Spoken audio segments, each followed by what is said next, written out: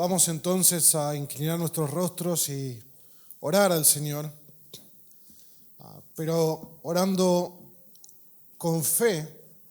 No oramos antes de la predicación como un aspecto meramente litúrgico o religioso, sino que oramos porque creemos que aquel que está sentado en el trono nos oye. Creemos que si nosotros pedimos su bendición, el Señor va a bendecir su palabra. No creemos que la efectividad del sermón depende de la capacidad oratoria del predicador. Creemos que el Espíritu Santo es quien obra. Como dice 1 Tesalonicenses, la palabra en la cual obra en vosotros los que creéis. Así que vamos a orar al Señor.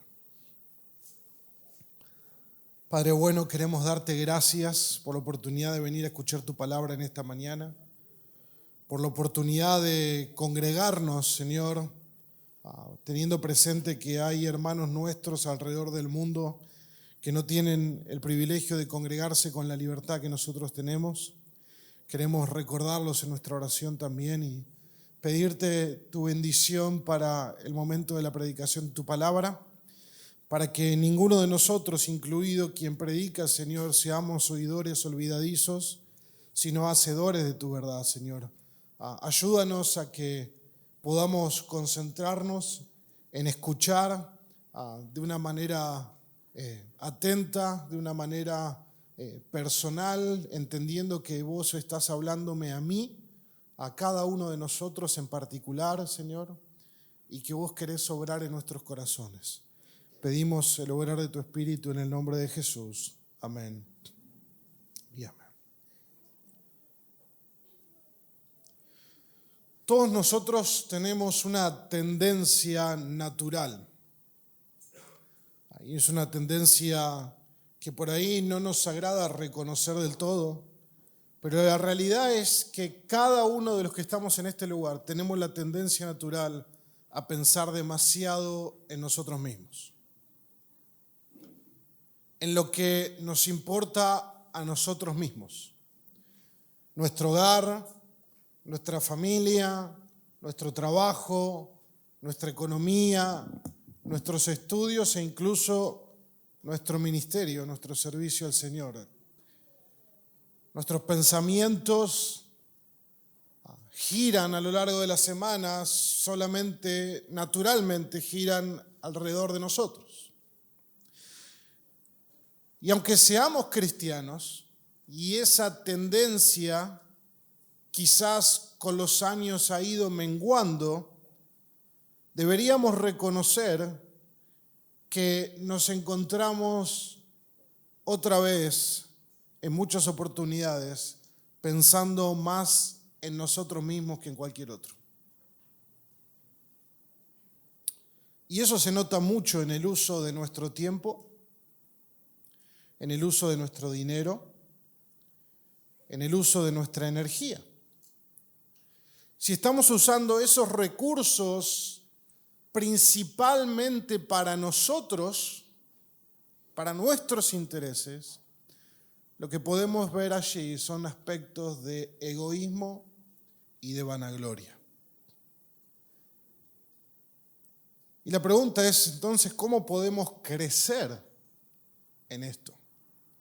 ¿Cómo podemos vencer el egoísmo natural de nuestro corazón que tiende a pensar solo en mí mismo?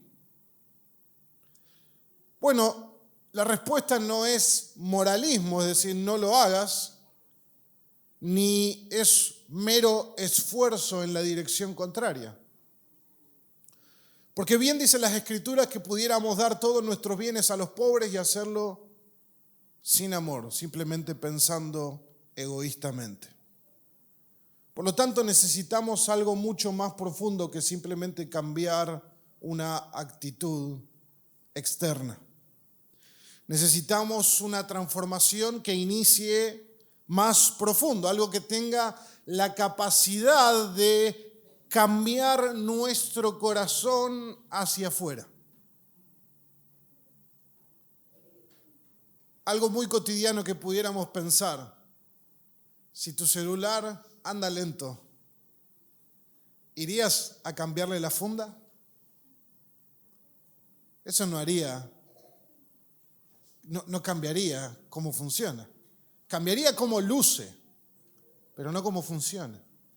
Probablemente debas reparar el sistema operativo o cambiar algún componente interno, porque el cambio tiene que producirse dentro de nosotros, en lo profundo de nuestros corazones. Y de eso se trata nuestro pasaje.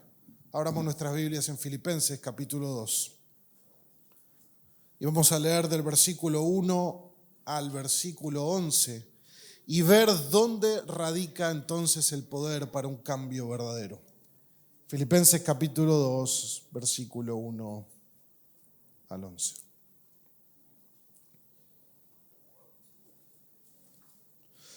Dice así la palabra del Señor. Acompáñenme mejor 3 versículos antes, capítulo 1, verso 27, porque ahí arranca la idea de Pablo. Solamente compórtense de una manera digna del Evangelio de Cristo, de modo que ya sea que vaya a verlos o que permanezca ausente, pueda oír que ustedes están firmes en un mismo espíritu, luchando unánimes por la fe del Evangelio. De ninguna manera estén atemorizados por sus adversarios, lo cual es señal de perdición para ellos, pero de salvación para ustedes, y esto de Dios. Porque a ustedes se les ha concedido por amor de Cristo no solamente creer en Él, sino también sufrir por Él, teniendo el mismo conflicto que vieron en mí y que ahora oyen que está en mí.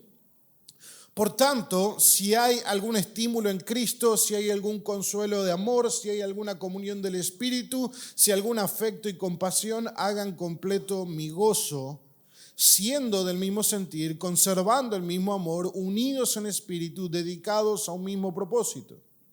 No hagan nada por egoísmo o por vanagloria, sino que con actitud humilde cada uno de ustedes considere al otro como más importante que a sí mismo, no buscando cada uno sus propios intereses, sino más bien los intereses de los demás. Haya pues en ustedes esta actitud que hubo también en Cristo Jesús, el cual, aunque existía en forma de Dios, no consideró el ser igual a Dios como algo a que aferrarse, sino que se despojó a sí mismo, tomando forma de siervo, haciéndose semejante a los hombres y hallándose en forma de hombre, se humilló él mismo, haciéndose obediente hasta la muerte y muerte de cruz. Versículo 9. Por lo cual Dios también lo exaltó hasta lo sumo y le confirió el nombre que es sobre todo nombre, para que al nombre de Jesús se doble toda rodilla de los que están en los cielos, en la tierra y debajo de la tierra, y toda lengua confiese que Jesucristo es el Señor, para gloria de Dios Padre. Este pasaje nos dice que porque Cristo se humilló y fue exaltado, nosotros debemos vivir en unidad, en humildad y con la misma actitud abnegada que tuvo Él. Porque Cristo se humilló y fue exaltado, nosotros debemos vivir entre nosotros en unidad, con humildad y con una actitud abnegada como la que tuvo Cristo. Y vamos a ver nuestro texto en 2 partes, en 2 movimientos, en 2 puntos. El primero, versículo 1 al 4, la actitud que la iglesia debe tener. Y versículo 5 al 11, la actitud que la iglesia debe aprender de Cristo. Tan solo esos 2 puntos en nuestro pasaje. ¿Por qué leímos a partir del versículo 27 del capítulo 1? Porque si estuviste la semana pasada, nosotros entendemos que el capítulo 2, versículo 1, no introduce un tema nuevo. Siempre recordemos que los capítulos y los versículos no son inspirados. Nos ayudan a nosotros, pero a veces necesitamos entender cómo fluye el pensamiento del autor. Y lo que Pablo está haciendo en el capítulo 2, versículo 1 al 11, es seguir profundizando lo que él arrancó anteriormente en el versículo 27 del capítulo 1. Pablo había mandado a la iglesia a vivir de una manera digna del Evangelio, como ciudadanos del reino de Dios. Y esa vida digna se expresa en una unidad firme, luchando juntos ante la oposición y con una disposición voluntaria a sufrir por Cristo. Y ahora en el capítulo 2, Pablo lleva ese mismo llamado, pero ya no pensando hacia afuera de la iglesia, sino pensando hacia adentro de la iglesia. Porque si por fuera de la iglesia hay adversarios y hay oposición, por dentro de la iglesia no quiere decir que estuviéramos seguros. Ese fue uno de los grandes problemas de la vida monástica en la historia de la iglesia. Pensando que si tan solo un grupo de creyentes nos fuéramos al medio de la nada y viviéramos entre nosotros reflexionando en la palabra de Dios, estaríamos aislados del mal. Bueno, probablemente no leyeron Romanos capítulo 7, porque donde Pablo fuera, él encontraba que el mal moraba en él. Y esa es la realidad del pecado en todos nosotros. Por lo tanto, la iglesia no solamente tiene que estar en unidad para afrontar las adversidades que puede venir de fuera de la iglesia, sino que aún quizás con mayor ahínco debe procurar la unidad por los problemas que pudieran surgir dentro de la iglesia local. Porque la unidad que necesitamos para defender el evangelio, para luchar por la fe del evangelio, no se puede sostener si dentro de la iglesia estamos gobernados por el egoísmo, por la vanagloria o por la autopreservación personal. Una iglesia puede enfrentar la presión de afuera si hay unidad, pero si por dentro está marcada por la rivalidad y el orgullo, va a terminar autodestruyéndose. Es interesante, en estos días nosotros miramos las noticias y un misil cae por acá y otro misil cae por allá y es terrible y lamentable la guerra. Pero también uno puede encontrar otro tipo de noticias donde los edificios caen por sí solos. ¿Alguna vez vieron una de esas noticias? No es un misil que derriba el edificio, sino que de alguna manera en la construcción del edificio los fundamentos, los cimientos, las columnas no fueron bien establecidas y el peso del edificio lo único que hace es que autocolapse. Bueno, a la iglesia puede ocurrirle lo mismo. Quizás nosotros como iglesia local no estamos experimentando adversidades de afuera. No nos están atacando la sociedad alrededor nuestro, pero no por eso estamos libres de colapsar. Si nosotros no estamos cuidando la unidad entre nosotros, si estamos permitiendo el egoísmo y la vanagloria en nuestros corazones. Por lo tanto, debemos considerar seriamente nuestro texto. Primero, la actitud que la iglesia debe tener, versículo 1 al 4. Pablo inicia con un por tanto, que eso es lo que apunta es lo siguiente es una consecuencia de lo anterior. Por eso iniciamos en el versículo 27.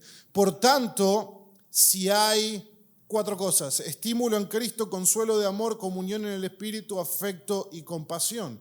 Pablo está apuntando a 4 realidades que ya son ciertas en la vida de los filipenses y de todo creyente. Estos condicionales que aparecen ahí son condicionales retóricos, en realidad son afirmaciones retóricas, porque todo lo que hay ahí sí existe en la vida de los filipenses.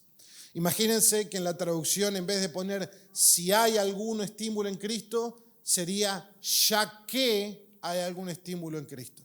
Entonces lo pueden leer de esa manera. Ya que hay un estímulo en Cristo, ya que hay un consuelo de amor, ya que hay comunión en el Espíritu y ya que hay afecto y compasión. Ellos han recibido aliento y estímulo en Cristo para vivir dignamente. Nuevamente, venimos hilando un argumento para vivir como es digno de los ciudadanos del Evangelio. han recibido consuelo en el amor de Cristo por medio del Evangelio.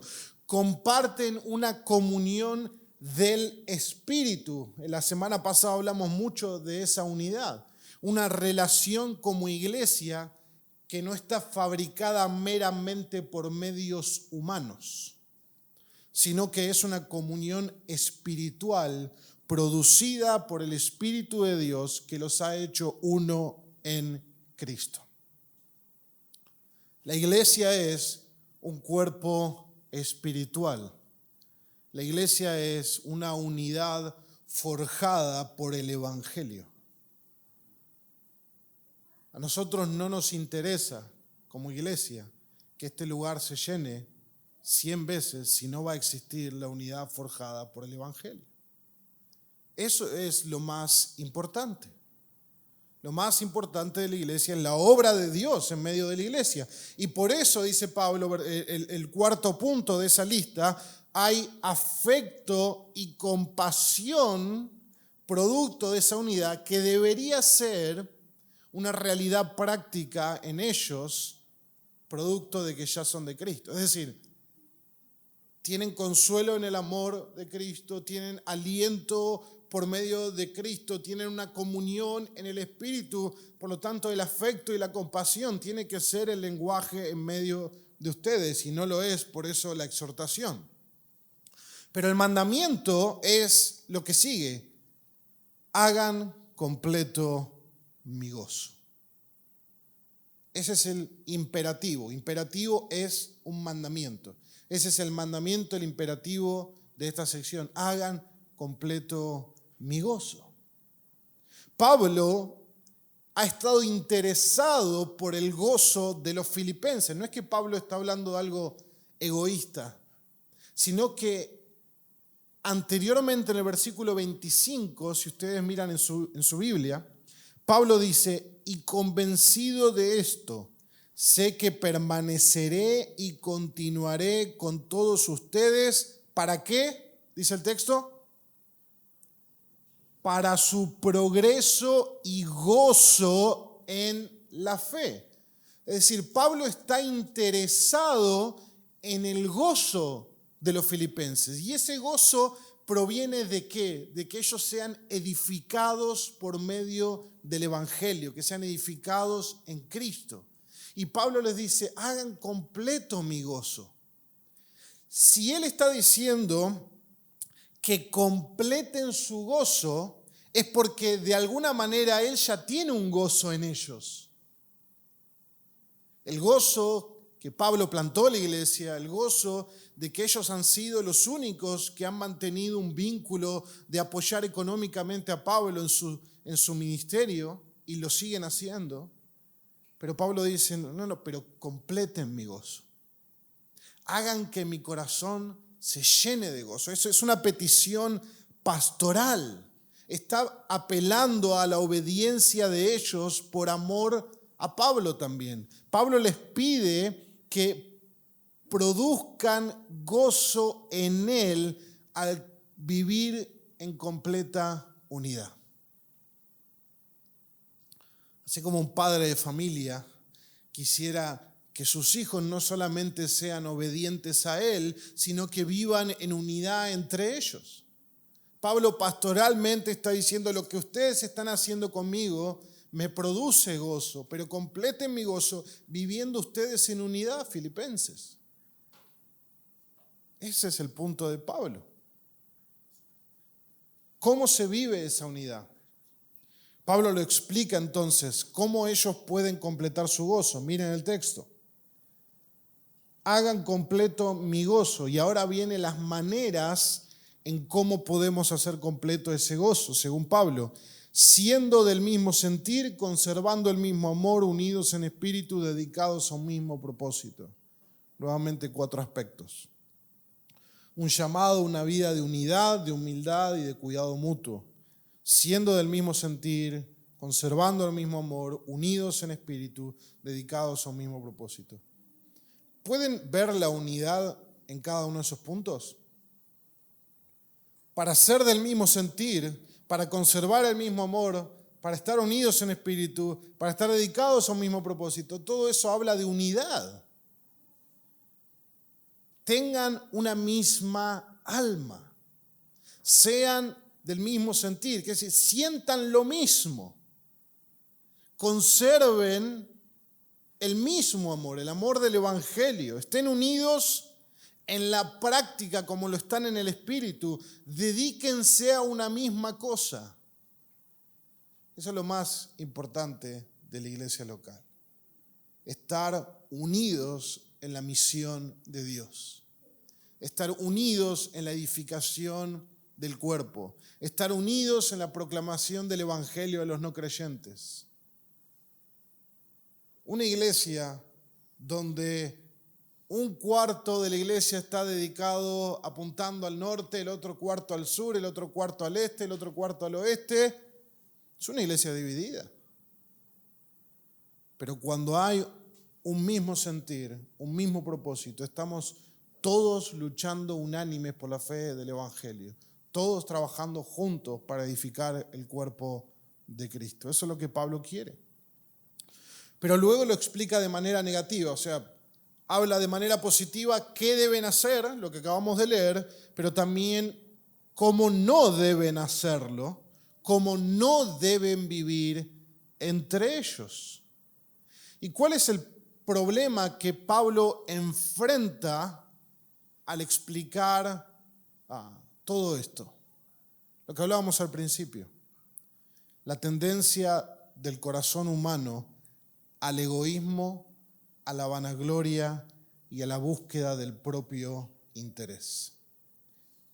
Y hermanos, vale la aclaración que Pablo no está hablando, no está describiendo al mundo, no está describiendo a las huestes de las tinieblas.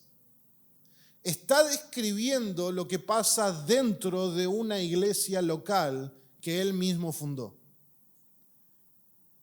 Y eso es un aliento para nosotros. Si dentro de una iglesia local que el mismo apóstol Pablo fundó y que gozaba con la visita de personas como Timoteo, como Epafrodito, como otros grandes de la fe, tenían problemas de egoísmo, vanagloria, puede ocurrir en nosotros también. No tenemos otra constitución en nuestro corazón que la misma que ellos tenían. Estamos hechos del mismo barro. Por lo tanto, Pablo está apuntando a ese pecado que hay en el corazón, que se revela en una falla de comprender y aplicar el Evangelio a la vida de la iglesia. Cuando nosotros sucumbimos en el egoísmo, en la vanagloria y en la búsqueda de nuestro propio interés, es básicamente porque nuevamente olvidamos el Evangelio. Constantemente. Esta semana pensaba, ¿cuántas veces tenemos que recordar y recordar y recordar el Evangelio? Y la realidad es que responde a que lo olvidamos y lo olvidamos y lo olvidamos, porque tenemos esa inclinación natural a la amnesia. La adversidad y la oposición que los filipenses estaban experimentando no habían creado el problema del egoísmo en medio de ellos. Lo habían expuesto, habían permitido que salga a la luz. Porque cuando nosotros estamos presionados por una u otra cosa, sale a la luz lo que hay en nuestros corazones, las grietas de nuestro corazón. Y el famoso sálvese quien pueda del que hablábamos la semana pasada. La autopreservación, la competencia, el orgullo, la falta de amor sacrificial. Por eso el verdadero peligro, hermano, no es lo que viene de afuera, sino cómo responde la iglesia por dentro cuando atraviesa conflictos, sufrimiento o tensiones. Lo más importante no es las circunstancias difíciles, sino cómo responde nuestro corazón a esas circunstancias. si lo hace a través de los lentes del Evangelio o simplemente lo hace en nuestro estado natural y por defecto del pecado. Por lo tanto, fíjense que lo que apunta Pablo no es simplemente a que se lleven mejor. No es simplemente pragmático. No es como los padres que tienen muchos hijos y tratan de que sus hijos simplemente sobrevivan y no se maten entre ellos. No, porque los hermanos pelean entre sí. Y a veces los padres simplemente, bueno, vos te vas allá y vos te quedas ahí. No se miren y no se hablen, por favor. Pero eso no soluciona el problema. El problema del corazón, del egoísmo, de la vanagloria. Por eso no tiene mucho sentido que Pablo simplemente les mande a dejen de discutir, dejen de pelear. Tiene que darles algo que pueda producir un cambio en su corazón. Que puedan abandonar voluntariamente desde el corazón la actitud egoísta y caminar en humildad conforme al Evangelio. Lo primero que Pablo dice entonces, no hagan nada por egoísmo ni por vanagloria. El egoísmo es estar centrado en uno mismo, en mis propios intereses, en mis propios deseos, en mis propias necesidades. Es la triada pecaminosa del yo y yo, ¿no? Y lamentablemente todos tenemos que admitir que hay un gran porcentaje de egoísmo en nuestra vida. Yo mismo mirando este texto, miro mi propia vida y digo, ¿cuánto egoísmo hay? Mis preocupaciones son por mí, por mis cosas, por mis intereses. Eso es la inclinación natural de nuestro corazón, pensar solo en nosotros mismos. Y la vanagloria es buscar la gloria que es vana, es decir, una gloria vacía que no existe, que es humo nada más. Es la gloria de este mundo. Es decir, buscar la gloria en las cosas terrenales que no son eternas, como la posesión, como la reputación, como... ¿Por qué aplaude este mundo a la gente? Bueno, tenés un excelente trabajo, hiciste una gran carrera, tenés tu propia casa, tu propio auto, tenés esto, tenés lo otro. Bueno, no vivimos para ese aplauso. Por eso Pablo menciona la palabra vanagloria y Juan lo menciona en su carta, la vanagloria de la vida. ¿Por qué? Porque estamos expuestos a esa vanagloria. ¿Quién no quiere que alguien le aplauda por algo que ha hecho? Que llegue a su trabajo y muestre las llaves de un auto nuevo y todo. O llegue y muestre las llaves de su casa y diga, etcétera.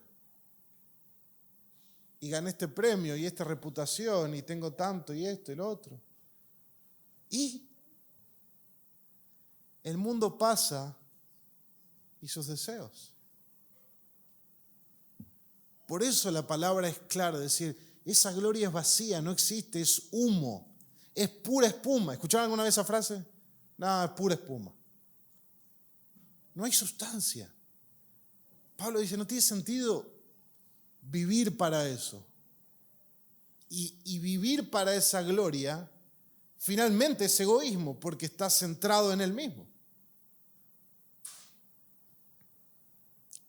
Si no, Pablo dice, con humildad. Sino que con actitud humilde. La humildad es la virtud contraria al egoísmo y la vanagloria, porque no busca engrandecerse, sino servir a otros. La humildad no busca engrandecerse, busca ser lo más pequeño. Tiene un concepto correcto de sí mismo delante de Dios y delante de los hombres. No se cree más que otros ni mejor que otros porque entiende quién es delante de Dios. Está dispuesta a ser olvidada, a pasar inadvertida. Por eso la humildad conlleva un interés genuino en el otro y no en uno mismo. Es el olvido de sí mismo en pos del servicio al prójimo. Esa es la humildad. No quiere decir que la humildad es hablar pestes de mí mismo, ¿no? Eso es una falsa humildad. Decir, no, yo soy el peor. No, yo no sirvo para nada. No, eso no es humildad, eso es una falsa humildad. El punto es verdaderamente, como decía Keller, que la humildad no es pensar menos de mí mismo, sino pensar menos en mí mismo. Jesús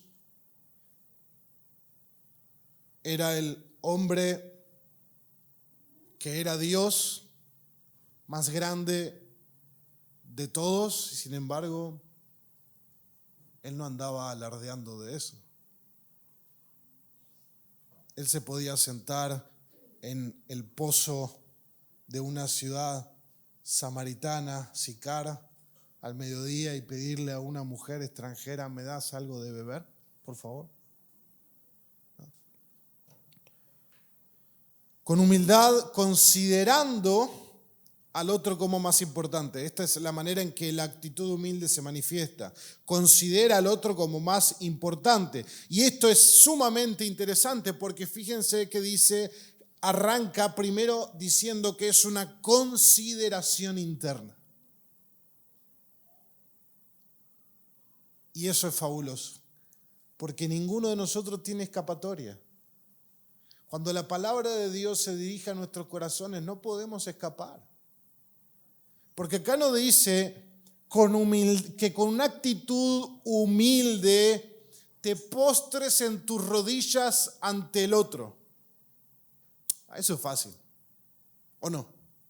Todos lo pudiéramos hacer. Ponemos un cartelito en la entrada, como los que Marta hizo la otra vez, un circulito, postres en sus rodillas, se postra, listo, soy humilde, gloria a Dios. No. Apunta al corazón, al centro de mando de nuestra vida. Es en nuestro corazón, en nuestro ser interior, donde se toman las decisiones, donde se inician las acciones, donde valoramos las cosas, donde estimamos, donde priorizamos algo por encima de lo demás. Recordemos el famoso ejemplo de Eva, que vio al fruto y lo codició en su corazón. Y vio que era bueno, que era deseoso. Había una consideración interna, primeramente. Y esto es mucho más difícil. Intentá por vos mismo y por tu propio esfuerzo que tu corazón considere a los otros como más importantes que a vos mismo. Yo no dudaría ni 5 minutos, creo. Porque es nuestra inclinación natural pensar solo en nosotros. Pensamos que el universo gira alrededor nuestro y no gira alrededor nuestro. Pensamos que la película se trata de nosotros y que somos el actor principal y no lo es. Eso es porque necesitamos una cosmovisión bíblica, donde todo fue creado por medio de Él y para Él. Y ese Él no somos nosotros. Es en nuestro corazón donde debe ocurrir el primer cambio. Dejar de considerarme a mí mismo como lo más importante. Hacete esa pregunta. ¿Me considero a mí mismo como lo más importante? Y no contestes con tu reservorio fariseo que dice, no, por supuesto que no me considero a mí mismo. Dios y mi prójimo es lo primero en mi corazón. No. Pensá en cómo vivís tu semana.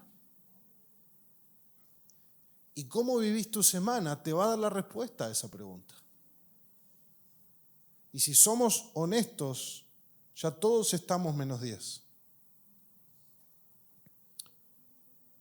Y es ahí incluso donde tiene que ser entonces el cambio.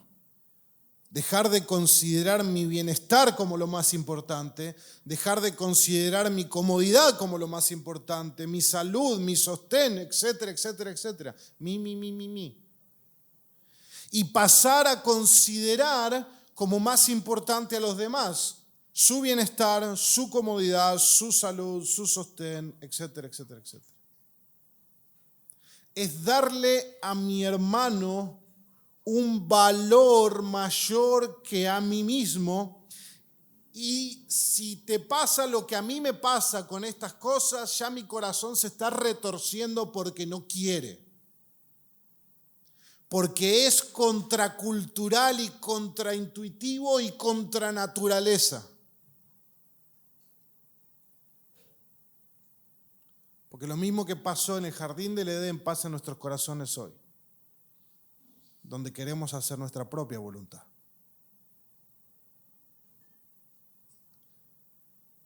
Es pensar en mi hermano más que en mí mismo, comenzando en nuestro hogar.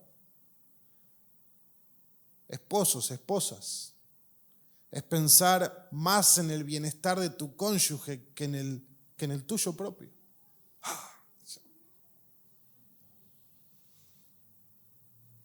Qué difícil es pensar más en el bienestar de tus hijos que en vos mismo. Y luego en el de tus hermanos, dejándote a vos al último lugar. Eso es muy difícil. Eso es muy difícil. Porque cuando somos muchos en casa y hay un solo baño, todos patean la puerta para entrar, ¿verdad? Eso no quiere decir que nos vamos a entregar al descuido, porque eso iría en contra de lo que Dios espera en cuanto al cuidado de nosotros mismos y de nuestras familias, pero sí significa que debe haber una consideración como más importante que yo mismo por mi hermano, y eso inevitablemente va a llevarme a lo que sigue en el texto. Con actitud humilde cada uno considera al otro como más importante que a sí mismo. ¿De qué manera? Bueno, no buscando cada uno sus propios intereses, sino más bien los intereses de los demás. Entonces, fíjense, arranca con una consideración interna en el corazón y termina con una búsqueda. Y esa búsqueda es, si yo considero al otro más importante, voy a buscar satisfacer el interés del otro. Satisfacer el bienestar del otro. No buscando cada uno sus propios intereses. Así se ve en la práctica lo que inicia en el corazón. Empiezo a buscar los intereses de los demás antes que los míos. Pienso en los demás y en cómo ayudarlos en sus necesidades antes que pensar en mí mismo todo el tiempo. Uno de los pecados más horribles que hay en mi corazón es el del egoísmo. Y recuerdo el momento en que Dios me dio más luz sobre eso, años atrás, y lo egoísta que era con mi esposa, con mi familia, solo pensando en mí, en mí, en mí. Y todavía está ese gigante constantemente queriendo aparecer. Qué difícil es enfocarnos en otros antes que uno mismo. Hablamos de intereses en general, pero contexto de la carta, principalmente los espirituales. ¿Cómo puedo ayudar a mi hermano a seguir a Jesús? ¿Cómo puedo buscar que otros se discipulen? ¿Cómo puedo discipular a otros? ¿Cómo puedo ayudar a mis hermanos a arrepentirse de su pecado? ¿Cómo puedo ayudar a mis hermanos a que crezcan? ¿Cómo puedo servir mejor a mis hermanos? Dejando de lado mis propios intereses, siendo abnegado, negándome a mí mismo para servir a otros. Si alguno quiere venir en pos de mí, que tome su cruz, es decir, su disposición a morir, se niegue a sí mismo y me siga.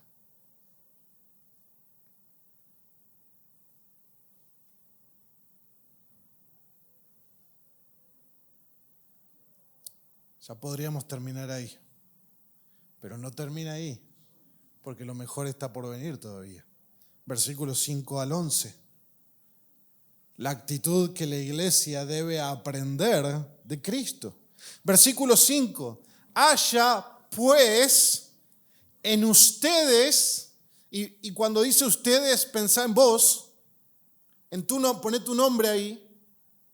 Haya pues en Gustavo, haya pues en Enrique, haya pues en, poné tu nombre.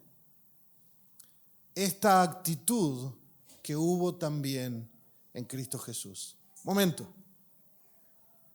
Está diciendo que esta actitud de humildad, de considerar al otro como más importante, de buscar el interés del otro, ya estuvo esa actitud en el corazón de Cristo. O sea, hayan ustedes esta actitud que también hubo en Cristo Jesús. El apóstol no se conforma con dar un mandato moral, sino que nos dirige a mirar a Cristo. Para que la humildad que él pide en el versículo 1 al 4 no sea entendido como simplemente una ética religiosa y moralista, sino como una vida moldeada por el Señor mismo. Pablo no está simplemente mostrando un ejemplo a imitar. Está llevando a los filipenses, nos está llevando a nosotros a considerar el corazón mismo de nuestra salvación. Cristo caminó por esa senda para alcanzar el bienestar eterno de los filipenses y el nuestro.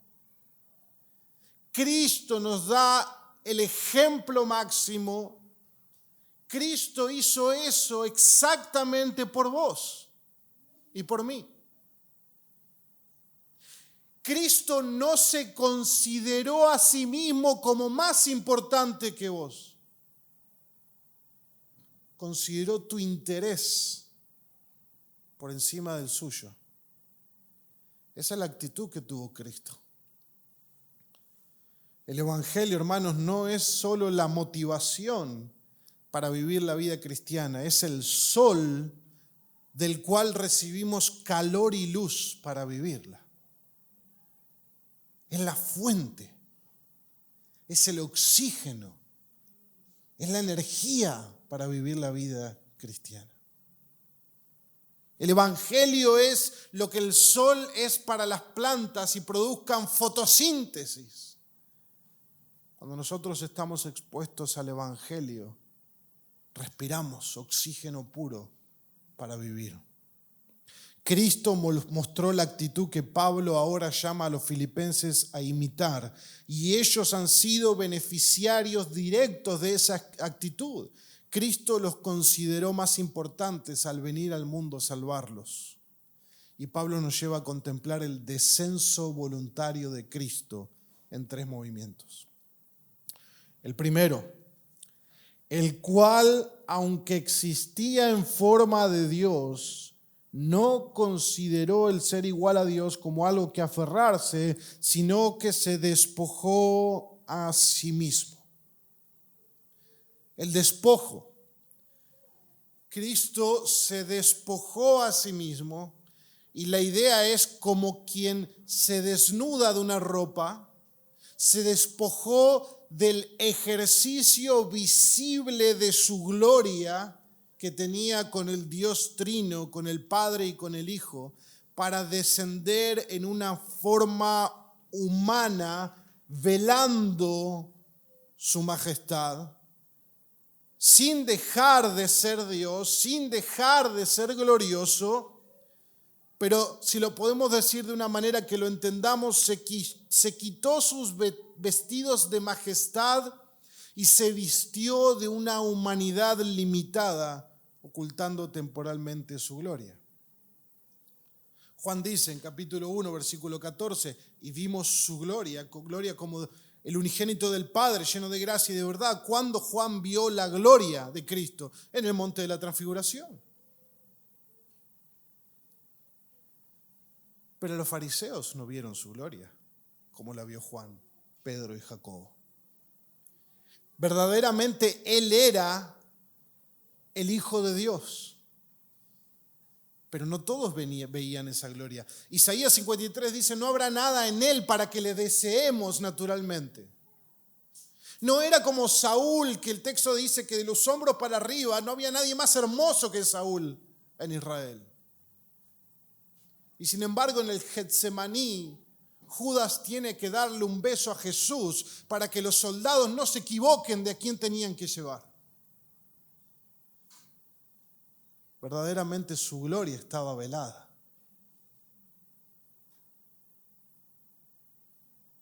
Los ancianos arrojan sus coronas delante del trono. Los seres vivientes adoran, los serafines cantan. Y sin embargo, cuando Él caminó, nadie lo distinguía.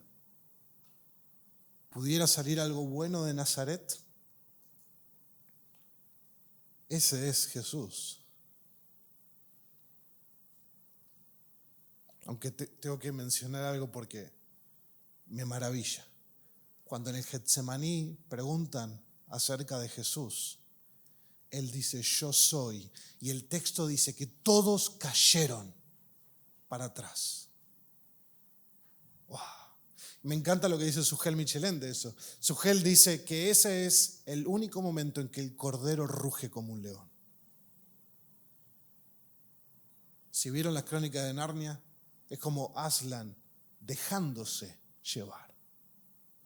Eso es lo mismo que Jesús hizo. Porque Él le dijo a Pilato, si yo le pidiera a mi Padre, Él enviaría legiones de ángeles. Aunque uno solo bastaba, porque si ustedes han leído el Antiguo Testamento, un solo ángel mataba naciones enteras. Entonces Jesús le dejó claro, momento Pilato, si vos me podés tener acá preso, es porque se te ha dado autoridad. Porque mi reino no es de este mundo. Si mi reino fuera de este mundo, sería otra la conversación. Pero simplemente para que veamos que Él se despojó para descender. Lo segundo, se humilló, dice el texto. Se despojó a sí mismo tomando forma de siervo, haciendo semejante a los hombres y hallándose en forma de hombre, se humilló Él mismo, haciéndose obediente hasta la muerte y muerte de cruz. La humillación de Cristo no es solamente que Él asume una naturaleza humana en su encarnación, sino que asume la actitud de un siervo. La palabra griega para esa es la palabra que mencionamos cuando empezamos la carta. Si dan vuelta a la hoja, Pablo y Timoteo, siervos de Cristo. Dulos, esclavos de Cristo. Servidores por obligación de Cristo. Un esclavo. El esclavo no decide. Ahora, cuando Pablo describe la humillación de Cristo, él dice que tomando forma de dulos, de siervo, de esclavo, como alguien que vive para servir a otro. ¿Acaso no eso es un esclavo? ¿Quién se sienta a la mesa primero a comer? ¿El amo o el que sirve? No, el que sirve, sirve, y una vez que todos fueron satisfechos, luego come. Pero a diferencia de un esclavo, a quien no le quedaba otra opción porque estaba obligado a servir a su amo, Cristo se humilla haciéndose voluntariamente esclavo. Siendo el soberano del universo, Él desciende y se humilla volviéndose un siervo obediente por amor.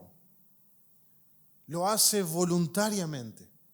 Jesús lo dijo con radical claridad a sus discípulos en Marcos 10:45. El Hijo del Hombre no vino para ser servido, sino ¿para qué? Para servir.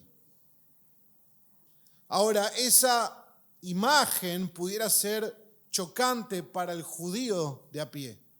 Porque el judío decía, bueno, el Hijo del Hombre, aquel que aparece en el libro de Daniel, el cual el anciano de días, el Altísimo, le da toda gloria, todo poder, todo dominio para que reine por siempre.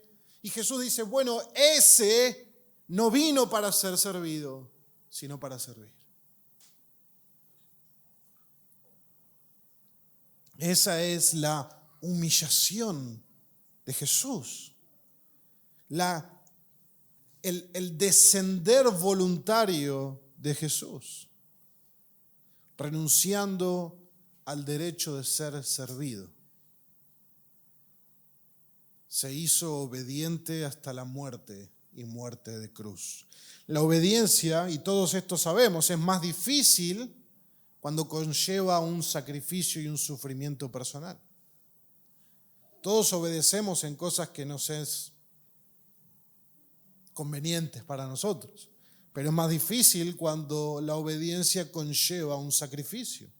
Jesús se hizo un siervo obediente y no lo hizo porque fuera fácil o conveniente para él, porque su camino de obediencia al Padre lo llevó hasta lo último, hasta la muerte. Pero no solo la muerte, sino que Pablo es enfático en decir la muerte de cruz. La muerte de cruz era y probablemente sigue siendo la muerte más humillante, vergonzosa y dolorosa que existe. El condenado era golpeado, luego desnudado, luego clavado a un madero, luego colgado públicamente bajo el sol abrasador, sin agua ni alimento, destinado a morir lentamente por asfixia. Porque el crucificado debía hacer un esfuerzo físico enorme para poder incorporarse y tomar algo de oxígeno. Y cuando los romanos estaban apurados, como podemos ver en los evangelios, les rompían las piernas para que esa muerte por asfixia llegara mucho más rápido. ¿A qué hora termina tu turno? Tal hora. Rompámosle las piernas. Para el soldado romano era un trabajo.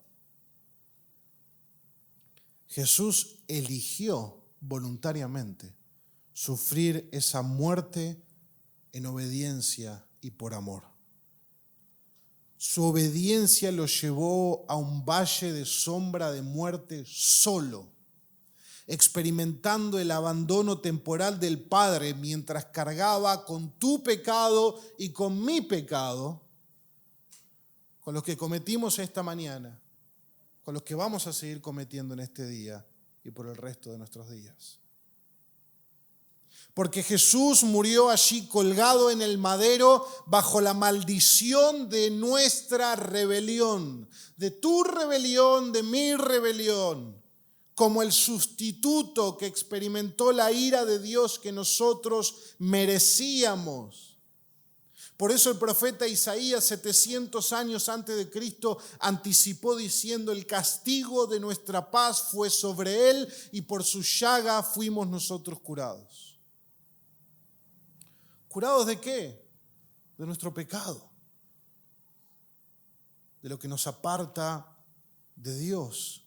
Y una vez que ese castigo de la ira de Dios cayó por completo sobre su ser, expiró y entregó su espíritu, habiendo dicho: consumado es.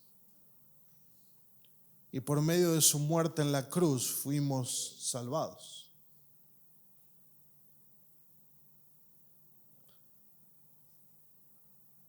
¿Hasta dónde debo tener una actitud humilde con mi hermano? ¿Hasta el momento que él me contesta mal?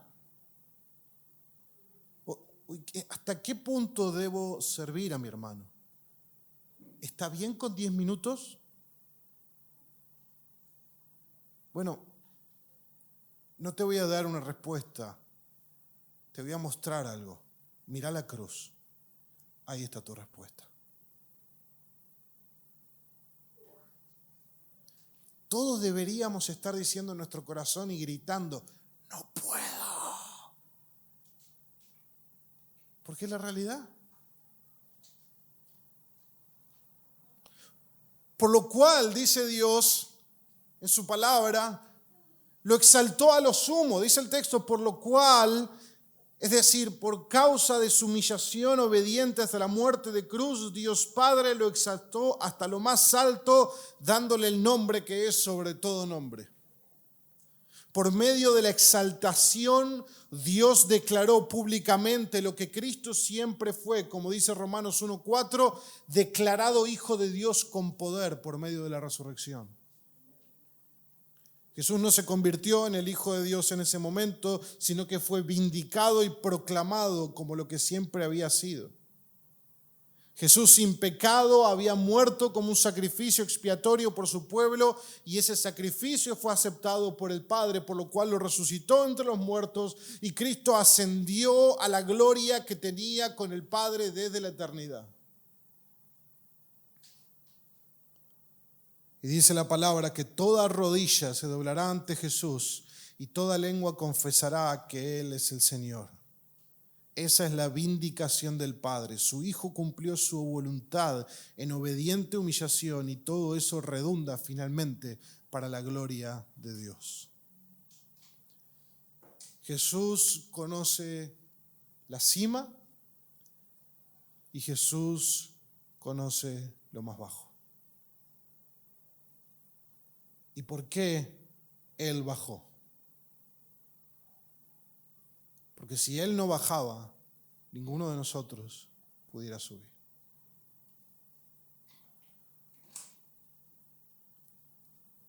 Efesios dice que nosotros, los que estamos en Cristo, estamos sentados en lugares celestiales juntamente con Él. Es decir, jamás pudiera haber ocurrido eso si Él voluntariamente no decidía despojarse, humillarse y morir en la cruz. Entonces, ¿cómo podemos vivir una vida de unidad humilde y abnegada? Bueno, la realidad es que no podemos. Esa es la realidad. Y el punto a lo largo de todo este sermón es que vos mires tu corazón y digas, es imposible, no puedo. No puedo. Yo quiero ser el primero, yo quiero ser lo más importante. No podemos evitar, aunque seamos cristianos, todavía en nuestro corazón está esa inclinación. Como Pablo decía, con la mente afirmo que la ley de Dios es buena, pero luego encuentro una ley en mis miembros que es la ley del pecado. Porque con mi mente quiero obedecer a Dios, pero con mi cuerpo obedezco al pecado. No podemos evitar la inclinación de nuestro corazón al egoísmo y la vanagloria. Por eso necesitamos recordar el Evangelio. ¿Y cuál es la buena noticia del Evangelio? Es precisamente que porque nosotros no podemos, Cristo vino y se humilló. Porque no había otra manera de ser salvados. El Hijo de Dios tenía que morir en nuestro lugar. Y es hoy por medio de la salvación que Cristo compró y por la obra del Espíritu en nuestros corazones que entonces nosotros, habiendo nacido de nuevo, estando en Cristo, con el Espíritu Santo en nuestros corazones, transformándonos por medio de su palabra, que podemos vencer el pecado del egoísmo y la vanagloria y podemos humillarnos para servirnos mutuamente para la gloria de Dios. Es una obra del Espíritu de Dios en nuestros corazones. No que seamos suficientes en nosotros mismos para vivir así, sino que debemos depender completamente del obrar de Dios en nosotros cada día. Recordarnos el Evangelio cada día. El Evangelio, la humillación, el despojo, la muerte de la cruz, eso es lo que necesitamos para vencer el egoísmo y la vanagloria. Para vivir en unidad, para vivir en humildad. Porque si el Hijo del Hombre se humilló así, ¿quién soy yo para no vivir de esa manera? Y por medio de ese obrar, hoy mismo podemos tomar pasos concretos para poner por obra la palabra. siguiendo el mismo camino de Cristo, humillándonos, sirviéndonos los unos a los otros, procurando vivir en unidad como un pueblo redimido por un mismo sacrificio, mirando alrededor nuestro para ver cómo podemos servirnos los unos a los otros de maneras prácticas, concretas, no simplemente con el deseo de. ¿No sabes qué? Me siento tan humilde porque a partir de la predicación del pastor la semana pasada, he tenido un deseo de servir increíble. ¿Y a quién serviste? A nadie, pero he tenido un deseo increíble. Bueno, hermanos, debemos ser hacedores de la palabra. Que el deseo, si el Señor obra en nuestro corazón a partir del sermón, que el deseo no se quede en un deseo, sino en una obra para la gloria de Dios. Hay hermanos a quienes puedas servir de maneras prácticas. Hay actitudes en tu corazón de las cuales debas arrepentirte a la luz de la actitud que hubo en Cristo, que puedes cambiar hoy en tu corazón con el favor de Dios para vivir de manera humilde y abnegada. Pero también quizás hay alguien en esta mañana que todavía no conoce a Cristo. Y si sos honesto con vos mismo, sabés que en tu corazón hay egoísmo y vanagloria, y eso se ve en una vida vivida a espaldas de Dios. Pero si escuchando este mensaje, entonces has escuchado que Jesús vino a salvar a pecadores. Jesús murió en la cruz para salvar pecadores. No vino para buscar a los que creen que están bien, no vino para buscar a los que están sanos y son justos, sino llamar a pecadores al arrepentimiento. Por eso, hoy podés venir a Jesús en arrepentimiento y fe, pedirle que te salve, que cambie tu corazón y que te dé una eternidad a su lado. Hermanos, quiera el Señor que por medio de contemplar la humillación de Cristo, nuestros corazones sean profundamente cautivados por su amor y podamos vivir en unidad humilde y abnegada para la gloria de Dios, los unos con los otros. Vamos a orar.